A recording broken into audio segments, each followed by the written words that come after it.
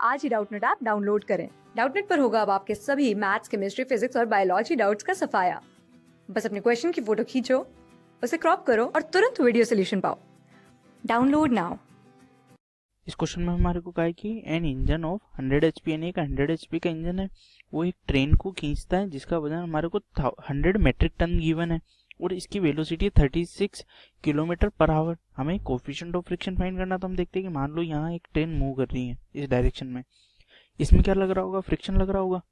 ये अगर हमें इस ट्रेन को constant velocity 36 kilometre per hour से मूव करना है तो हमारे को एक फोर्स चाहिए जो फॉरवर्ड डायरेक्शन में अप्लाई हो, और यहाँ पर हमारे फ्रिक्शन है और एक फोर्स चाहिए जो फॉरवर्ड डायरेक्शन में अप्लाई हो, वो इस फ्रिक्शन को कैंसिल कर दे ताकि ये कांस्टेंट वेलोसिटी से मूव कर सके न्यूटन के फर्स्ट लॉ से, यानी नेट सम ऑफ फोर्सेस 0 है तो ये यूनिफॉर्म मोशन में मूव करेगा। तो हम सबसे पहले फॉरवर्ड फोर्स, ये जो इंजन की वजह से जो फोर्स है वो कितना है वो फाइंड कर लेते हैं। अब हमें पता हमें क्या गिवन है, पावर गिवन है। पावर कितनी? 100 एचपी गिवन है हमारे को। अब इसको हम वोट में कन्वर्ट कर लेते हैं। 100 HP is equals to 100 into एक एचपी में कितने वोट होते हैं? 746 वोट होते हैं। तो यहां से हमारी पावर कितनी आ जाएगी? 746,000। ये हो गया हमारी पावर वोट के अंदर।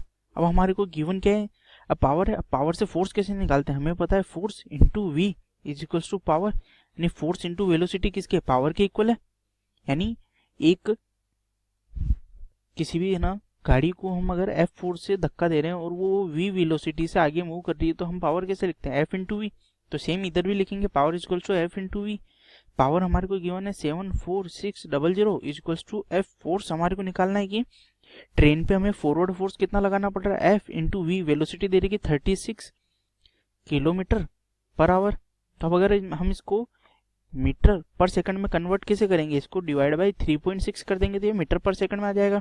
अगर इसको 3.6 से डिवाइड करेंगे तो हमारे पास आंसर आएगा 10 मीटर पर सेकंड, यानी ये ट्रेन की स्पीड आ गई। तो ये हमने लिख दिया 10 मीटर पर सेकंड।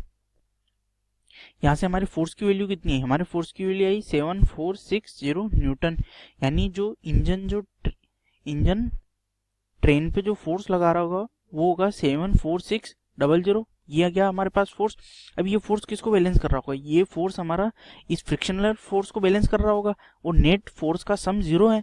हमारे को ये पता है कि F R plus 746 is equals to 0, यानी दोनों फोर्सेस का सम 0 है, तभी ये यूनिफॉर्म स्पीड से मूव कर पाएगा। तो यहाँ से हमारे एफ आर की वैल्यू कितनी आ गई? Minus 74600 Newton. ये नेगेटिव शिप्स इसके डायरेक्शन को रिप्रेजेंट कर रहा है जो इस अपोजिट डायरेक्शन में। तो हमारी फ्रिक्शन की वैल्यू कितनी होगी फाइनली? 7460 न्यूटन। तो हमारे को फ्रिक्शनल फोर्स पता चल गया। अब हमारे को इसको आगे फाइंड क्या करना है? कोफिशिएंट ऑफ फ्रिक्शन वो क्या होता है? म्यू इक्वल्स टू क्या होता है? F R by R. यहाँ पे आर क्या है? Normal force by ground on, normal force by ground on train. इस केस में यही होगा क्योंकि यहां पर अगर ये कुछ mg फोर्स लगा रही है ट्रेन तो ये वापस से नॉर्मल फोर्स कितना होगा? mg के इक्वल ही होगा। तो ये होगा F R by reaction force. अब इस ट्रेन का वेट कितना दे रखा है हमारे को? 100 मेट्रिक टन। तो 100 इंटू 1000 ये हो गया हमारा ट्रेन का मास।